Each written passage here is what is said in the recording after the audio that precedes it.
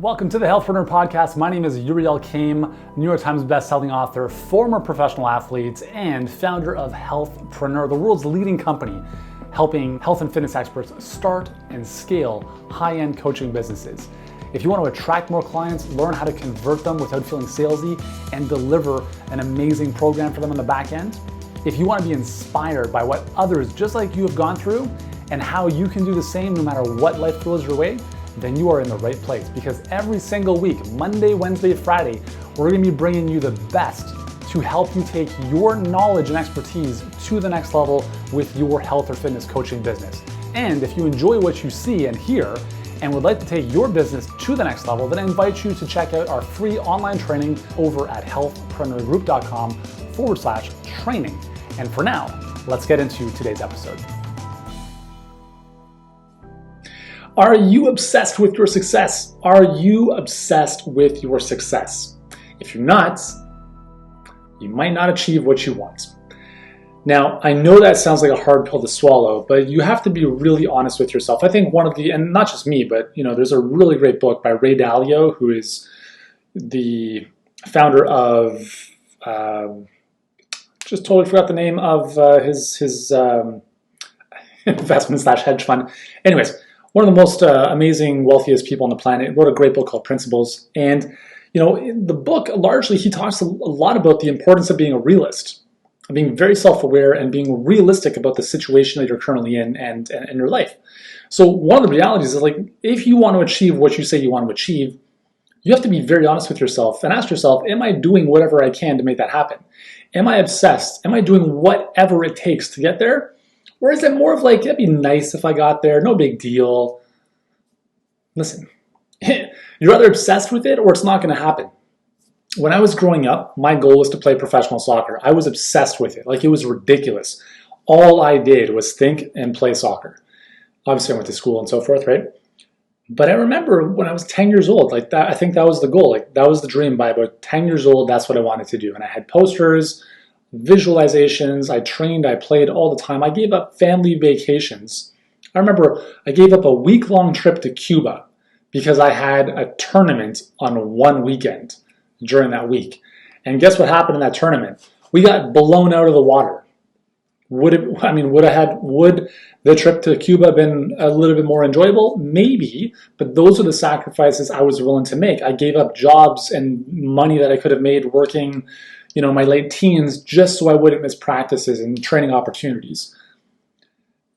I was able to play professionally for 3 years in my early 20s, and the only reason I was able to do that was because of the obsession, of the sacrifices I was willing to make, of the relentlessness of never stopping until this is achieved. And the same applies to your business, and the same applies to what it is you're obsessed with or want to do in life.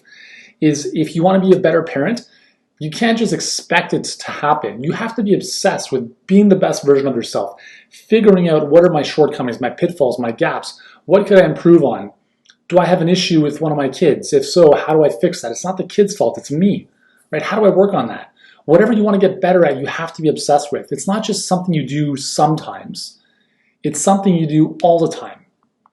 With our mastermind, we instituted a new process we call the 1% Better Blueprint. And this is something that we're doing with our team now as well. And it's all about figuring out what is one area professionally, personally, so growth-wise and health-wise, so 3 things that you commit to doing every single day that will make you just a little bit better. And so for me, as of this recording, it's working out every single morning. And that usually means running, followed by push-ups, pull-ups, kettlebell swings. And I do that every single day. Now, the only caveat to that is I don't run every single day, because we know what happens with running 7 days a week. You break down. So I do it about 4 or 5 times a week. But at the very minimum, I'm doing the routine every single morning. In terms of my growth, I'm learning Italian 20 minutes every single day at a minimum. We're going to be spending 2 months in Italy next year, so I want to be able to speak Italian. And then from a professional standpoint, I write 1 new Facebook ad every single day. And those are the 3 things that I do every single day, no matter what, Monday through Sunday. And the cool thing, I'll just give you an example from the running side of things. I can't stand running, which is kind of ironic considering I just talked about playing professional soccer. Little thing, I was a goalie, so I wasn't an outfield player. And the reason I played in goal was because I had asthma when I was young. Now, I was also a really good outfield player. I was actually the top scorer in our high school league playing as a striker. And that was fun because I got to work on my foot skills that also helped me as a goalie outside of that. But anyways, so running has always it's never really been something I enjoy doing, but I realized a little while ago it's the one activity that really clears my head and makes me feel really, really good. So I become a better version of myself. I become more calm. I become a clearer thinker. And I just feel really good afterwards. Those are worthwhile feelings, right? So I'm like, if I have to run, let's do that. So I started this, about 5 weeks ago as of this recording. And I'll tell you, initially, I haven't run for a long time, like a legitimate run. I'll play tennis and stuff like that. But I went for my first run and it was brutal. It was brutal for the first 3 weeks. I felt out of shape. My legs felt really weak. I'm 2 kilometers in, I'm done. Some days, actually, one of my runs I did 0.4 kilometers, which is maybe 0.15 mile. But I did it, right? I did it. I went out there and did it. Now, here's the cool thing. When I started, my resting heart rate was 64 beats per minute. And within less than a month, my heart rate has come down to 52 beats per minute, resting heart rate. That's in less than 4 weeks. And so just imagine if I continue this, what's going to happen? My resting heart rate's going to go down. Every run becomes easier. I went for a run this morning before recording this, and I felt amazing. It was raining outside. I love that, just the rain, the dreariness, and I'm going out for a run while everyone's kind of hiding inside. I went for a run, did 3 kilometers. So again, nothing no crazy distances here. I don't care about running a marathon. For me, a marathon is 10 kilometers. So, I might cap it at 10 kilometers, but for now, I just want to get out. I just want to get out and do my thing because I feel so much better. So I'm obsessed with that. And even on the days that I don't feel like doing it, I do it because I know I'm not going to regret going for the run. I'm not going to regret doing the workout, but I will regret feeling like crap because I didn't do it, right? You've got the pain of discipline or the pain of regret, and the pain of regret is infinitely more painful than that of discipline. When in doubt, choose discipline. When in doubt, do the thing that you maybe don't feel like doing, but it's good for you. And here's the thing is I'm not saying do things for the sake of doing them. I'm saying do the things are going to make you a better version of yourself. The things that that if you do them are going to move you closer to the person you really want to be. And those are the things you need to do. The things that are hard. If you do the things that are hard, in 10 years you're going to live life a little bit easier. But right now, if you choose the easy route all the time, 10 years from now, your life is still going to be pretty hard.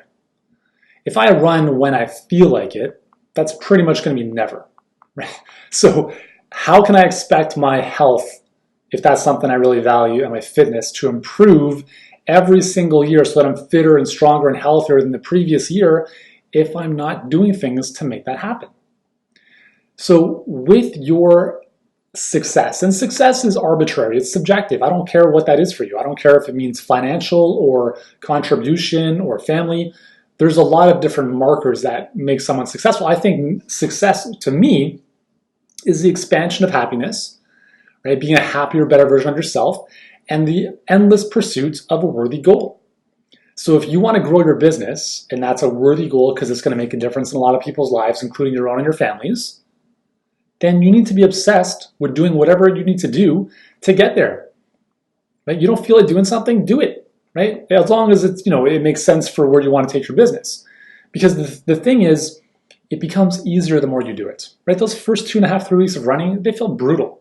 The last couple of runs, I was enjoying it. I was like, you know what? This feels like I'm going for a bike ride now.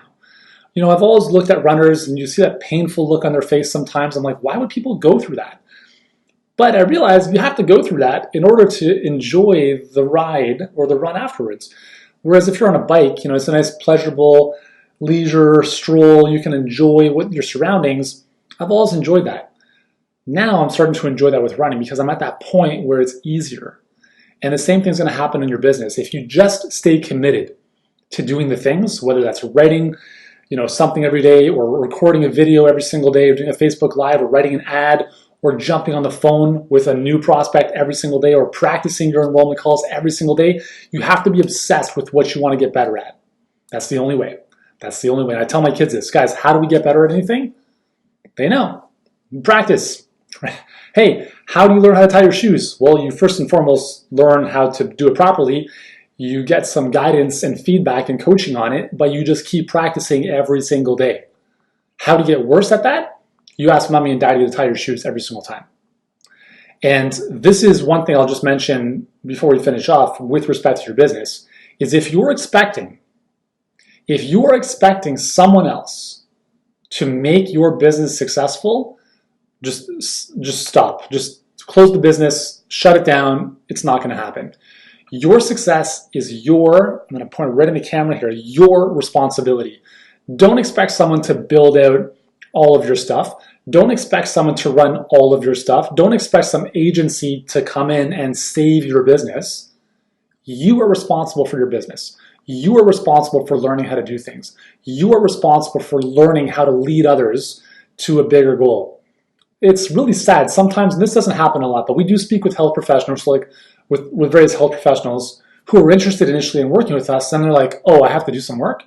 Oh, I thought you guys were going to do all this stuff for me. Number one, that would cost you 10 times more money. And at the end of the day, no one cares about your business as much as you do. And I see this happen way too often in the health space.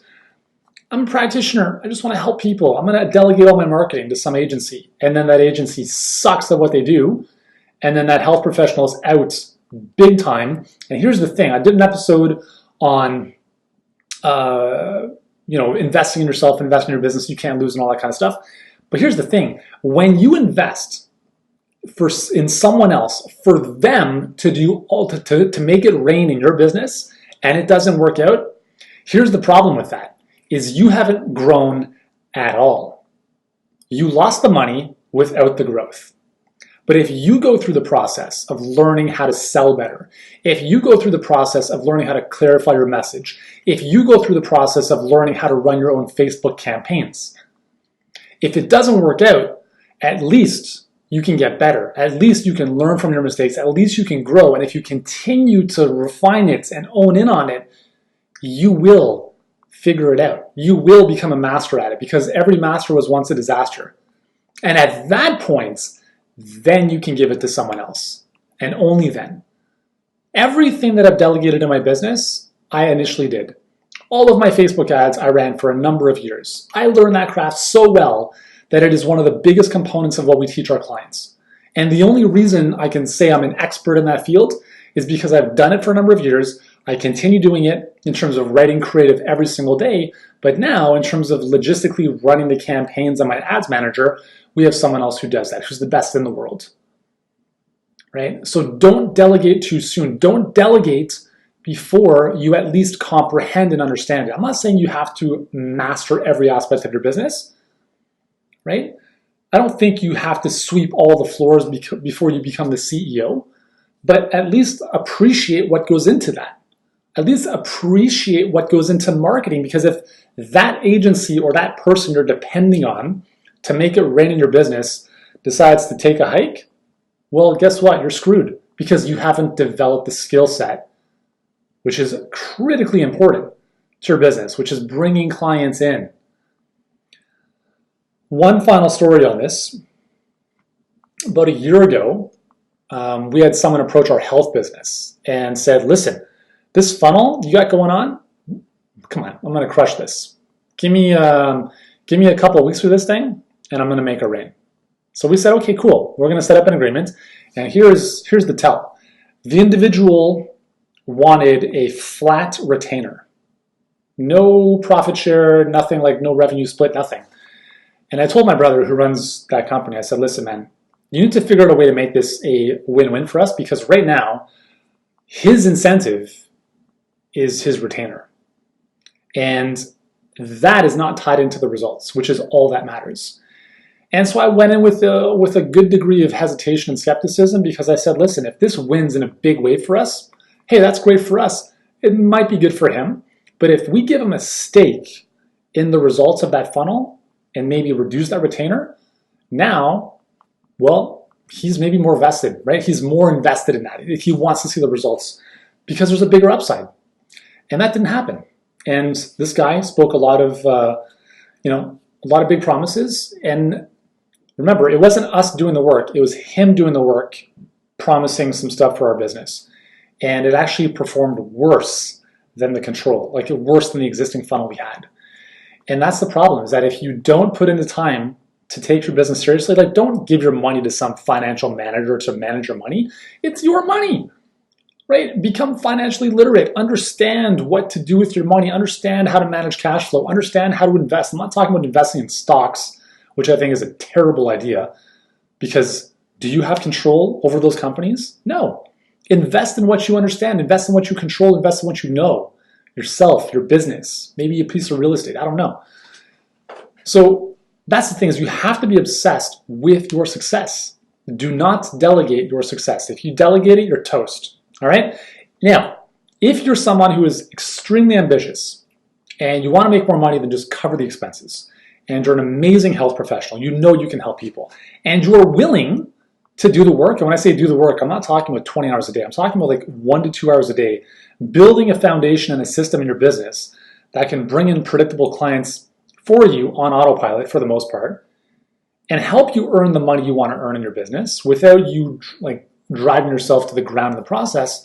Then go to workwithyuri.com, answer a few questions about your business, and let's jump on the phone and talk about how we might be able to help you.